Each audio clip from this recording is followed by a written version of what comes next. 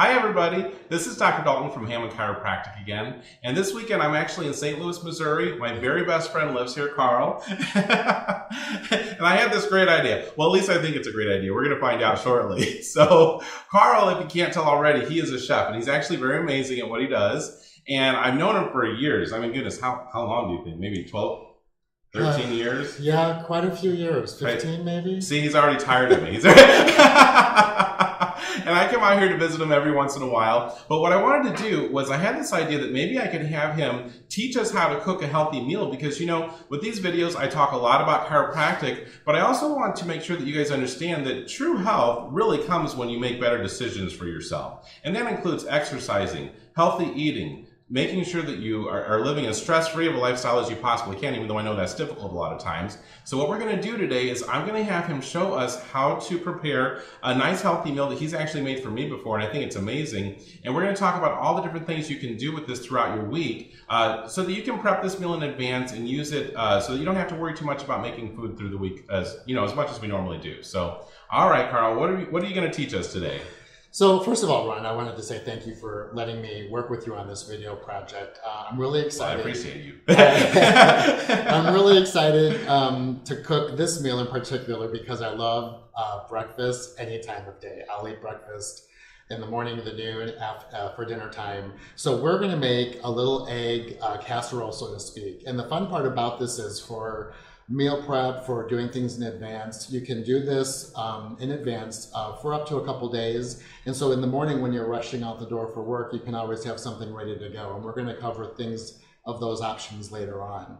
But for now, we're just going to go ahead and get started and review some of our ingredients. So, well, wait, let me stop you. I just want to ask you a question first. Now, you know I don't like to cook, right? You know me well enough. Right. So is this easy enough that even I could do this? This is pretty simple, yeah. Okay, all right. Well, go ahead and continue then. That's all I care about.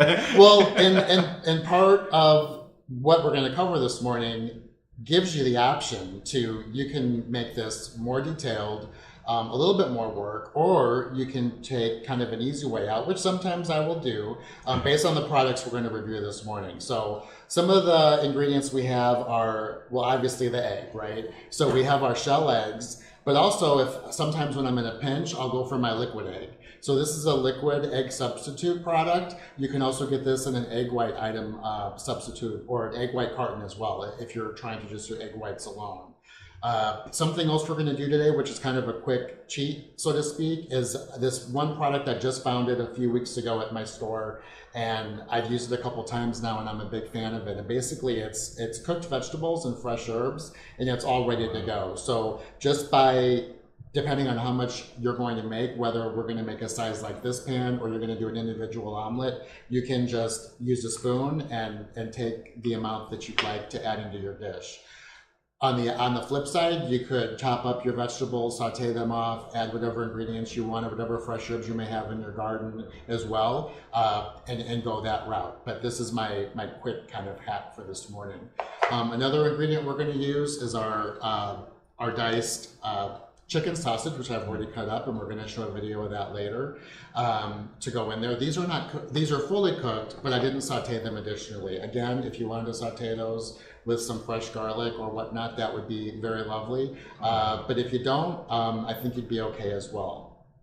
And then we've got some jack cheese shredded, ready to go, and our spray for our casserole dish. Our utensils, I need my whisk, I need a couple bowls, I need my cutlery knife.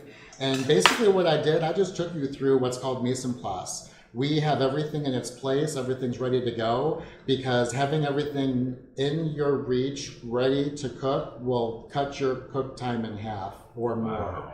And then it also helps you with your cleanup as well, because everything can go into the sink. You can get your item into the oven while your casserole is cooking. You can clean up your kitchen area. So to start with, I'm just going to wash my hands real quick. And I'm not going to touch the food. I'm going to save you guys from that. So I'm not going to wash my hands. You don't want me messing with this. So in culinary school, my instructors always said the best tools in the kitchens are the ones at the end of your arm. So just like in chiropractic. Right, exactly. So I'm big on using my hands and touching the ingredients because they're clean, and then you also wash your hands as you go through. So To start, we're going to need our eggs, right? So we're going to go ahead and crack a shell egg into the bowl. And a lot of times people like to crack eggs separately before adding them into your dish. They do that a lot with baking because if you got a bad egg, you don't contaminate your whole bowl of ingredients. So we're just going to go ahead and add these in. And then we're just going to do a whisk.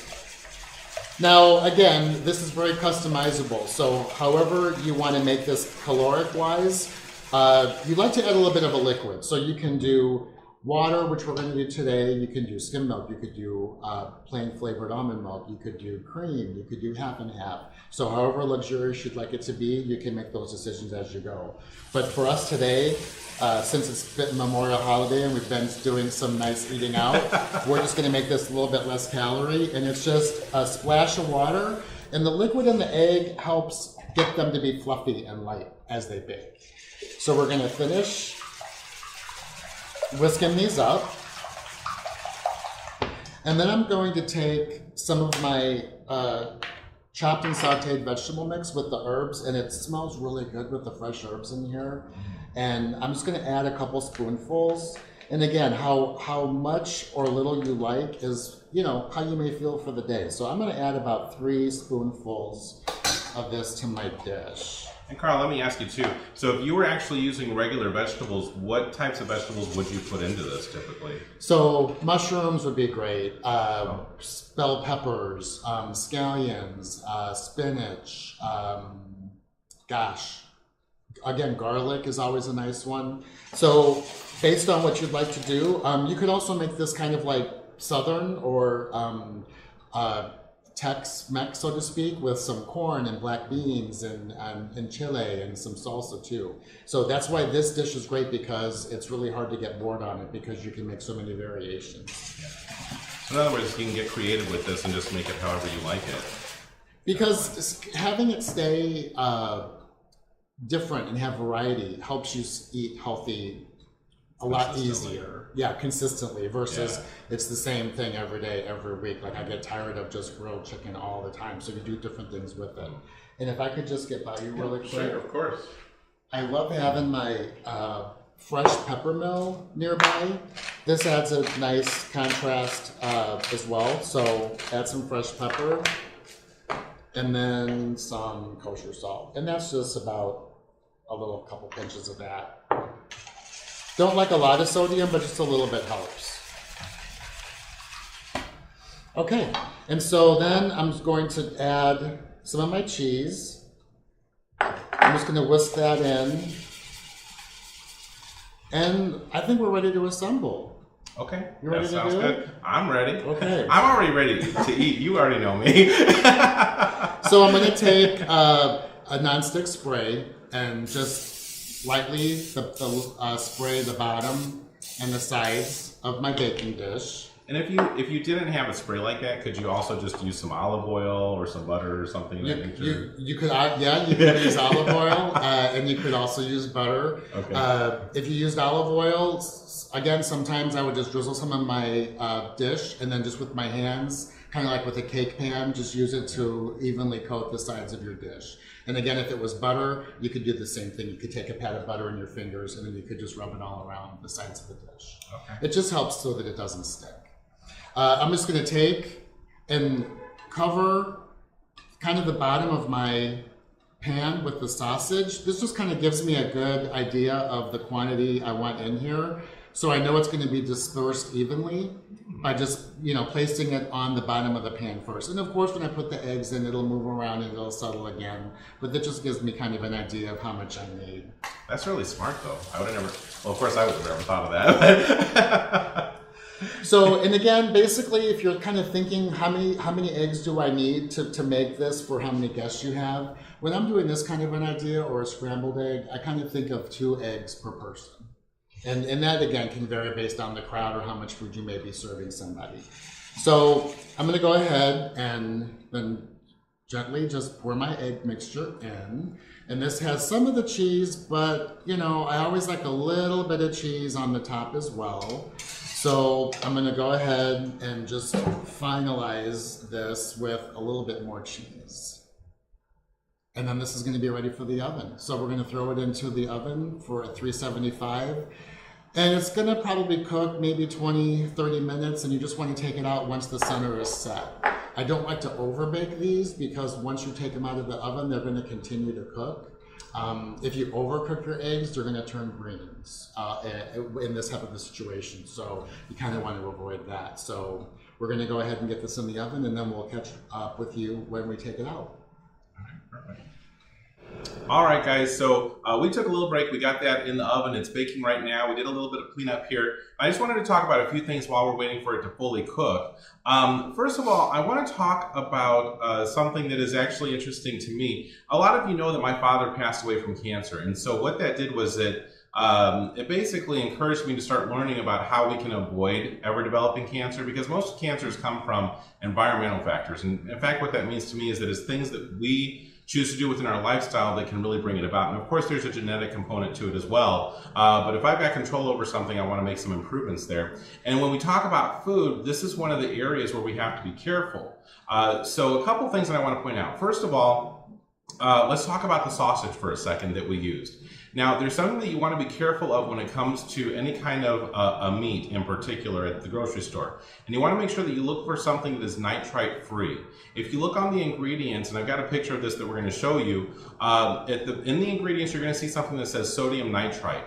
Now, it's a preservative that they use, and you're going to see it in lunch meats, hot dogs, sausages, bacon, all of these different things you've got to be careful with.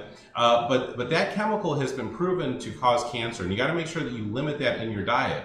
And it's really easy to find sausages and hot dogs and different things like that if you enjoy those things that are nitrite free. So just make sure you look at the ingredients, and a lot of times on the front of the package it will tell you that it's nitrite free, so you don't even have to look for it. All right, so that's one thing that I wanted to talk about. The next thing I want to talk about is if you are sensitive to any type of a milk product, you'll notice that we use cheese in this. You don't have to do that. Just remember that this can be made however you choose to make it. If I were really, really focusing on my diet and making sure that I wanted to lose weight, for example, the important things in this dish are, number one, the protein, but number two, the vegetables. Go really heavy on the vegetables if that's what you're looking to do. If you're interested in losing weight, what I always, at least for me, the rule of thumb is when I have a plate of food, 75% of that plate of food should be full of fruits and vegetables. And really you want to go heavy on the vegetables more so than the fruits, because the fruits have sugar in them. Now, I'd rather have you have that sugar than the sugar in a piece of cake, obviously. But you can go really heavy on the vegetables in this dish if you wanted to. The other thing is, like I said, was the protein. You guys know that I've told you before, I can't handle whey protein. I'm actually allergic to whey protein, so I can't do protein shakes, I can't do protein bars, I can't do any of those products that you see in the store because I get sick from them. So I have to get all of my protein from food. So this is a perfect dish for me because the eggs have protein in it, the sausage has protein, certain vegetables have proteins, a lot of the green vegetables like spinach, kale, and those types of things. Broccoli is another good example. They have protein in them. You could do beans. Beans are a great source of protein. If you want to do a black bean, for example, in this, you could do that like he had mentioned with the salsa and whatnot that you could do if you wanted to do like a Tex-Mex type of a thing. So those are a couple other options for you also.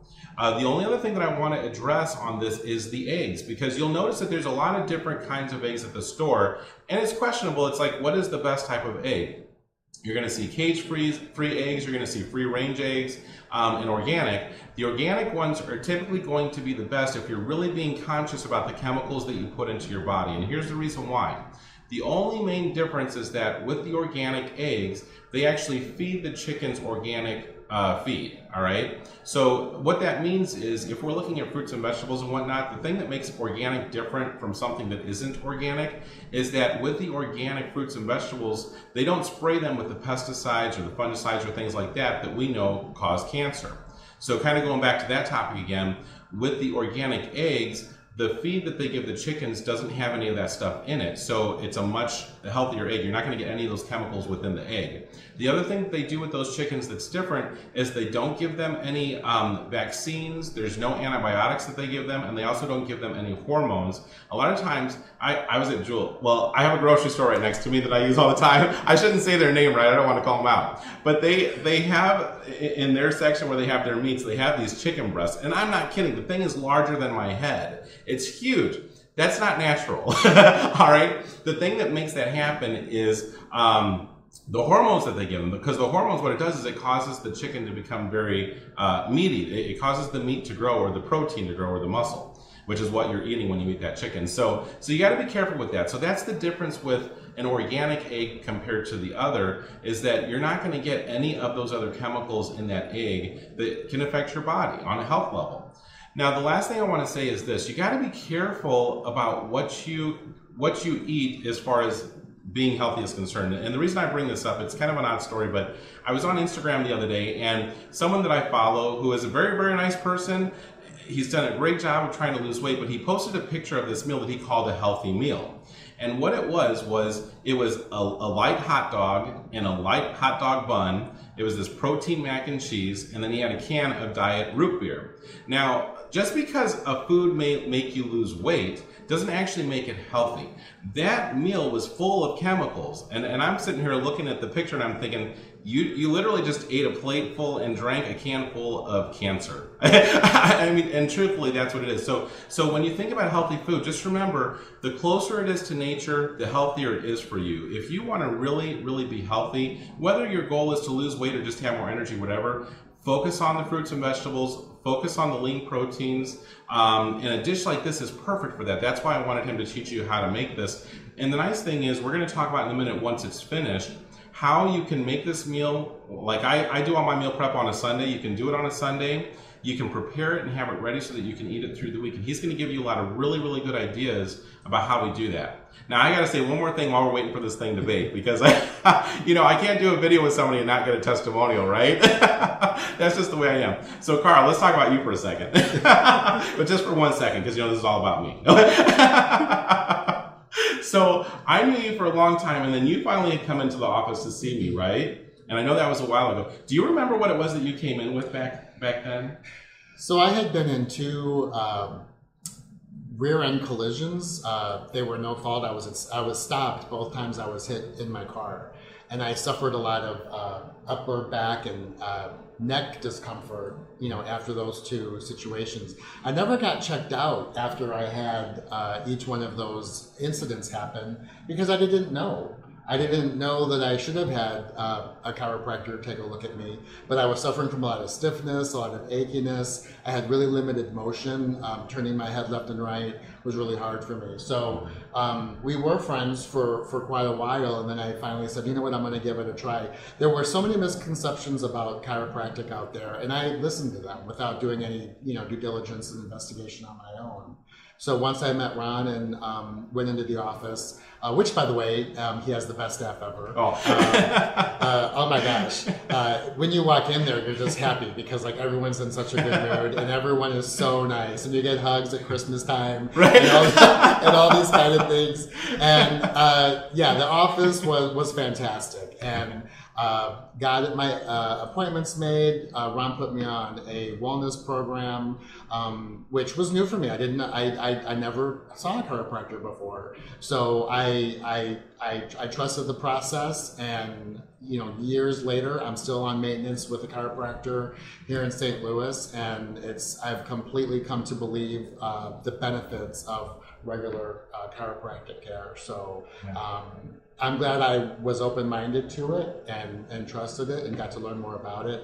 And now anytime I hear someone talk about a problem, really in a lot of parts of their body, I'll say, have you seen a chiropractor? And they'll look at me and they'll say, well, that's in my other part of my body. I'm like, it doesn't hurt to try. Exactly. Well, and recently too, you had a flare-up with your lower back as well, hadn't you? That we worked on, and you had been going for a while, and I came and I adjusted you. Well, actually, no, you came into the office, because remember, we examined it and took a closer look at it. Do you want to talk about that for just a second, as far as what happened, or? I don't really know what happened. I just knew that it was a different kind of pain. So it was either something that might have happened while at work or getting older. I'm not really sure. But I know we took some x-rays, right? Yeah. And it was part of my joint. Right. I think it was the L5 disc was the thing that we had found. And Ron took an x-ray, and I had been seeing someone locally, and they really couldn't target the problem.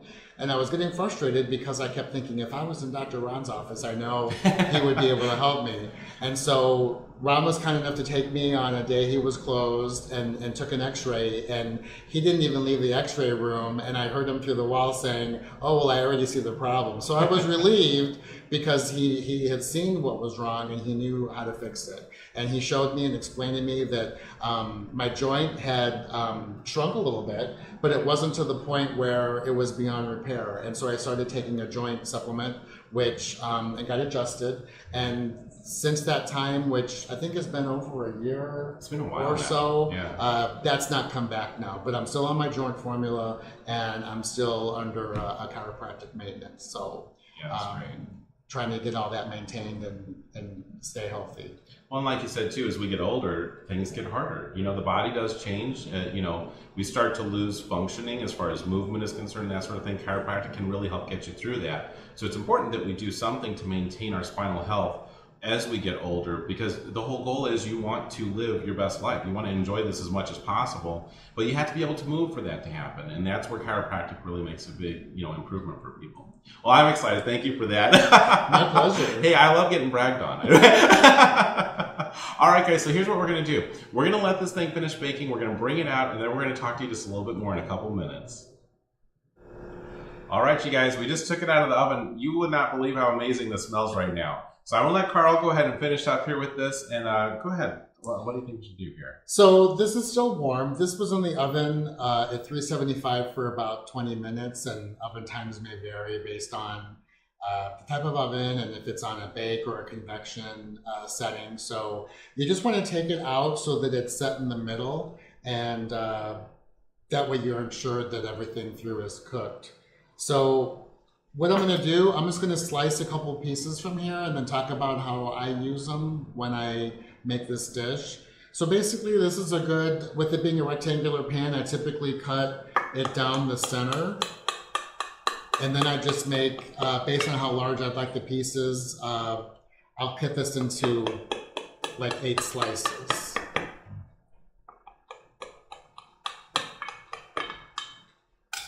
So then I'll just use my spatula and take a piece out, and I'll just put this right on a plate. So if I was going to eat it here at the house, I would put it on a plate, and then sometimes I'll just take some salsa perhaps and lay it on top of it if I wanted something added. I'm a big hot sauce fan, so I always have this nearby. So this is one option to enjoy the egg bake, is just to go ahead and put it on a plate with some salsa or not. I want to say something too, because I just thought of something. You know what would be really good on that too is avocado. Some avocado slices. Excellent. Yeah, that's a good source of, it's a good fat and additional flavor, and it would go really well with that one. You know what else I like to do too? Some people like sour cream, if you like your Mexican food or whatever. One thing I like to do is I'll take Greek yogurt instead.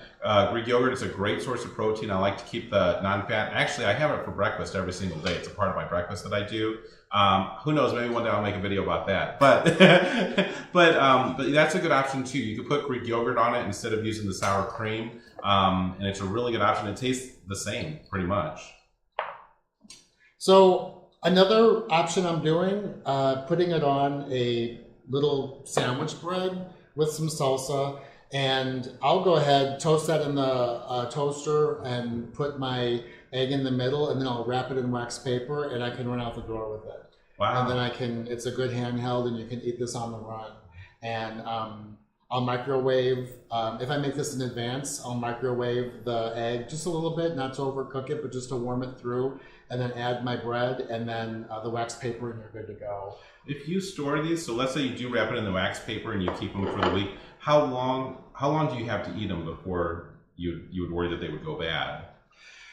So when I would make this on a Sunday, they would last for me throughout the week. Okay, so a good 7 days probably, 5 and to then 7. Typically I would make them so that I had 5, so I had one for every day if you work Monday through Friday, so that on Friday, that I would know I was eating my last one.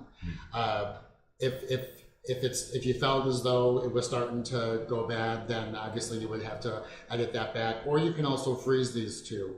So I would just wrap them. If I were to freeze them, I would wrap them in plastic and then put it passively in like a a resealable zip bag in the freezer, and then I'd let it thaw overnight if I wanted to do that.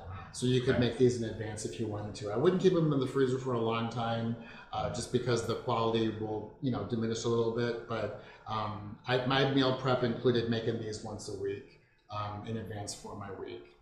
And then the last one, I like these flatbreads too, and these are also just available at the grocery store.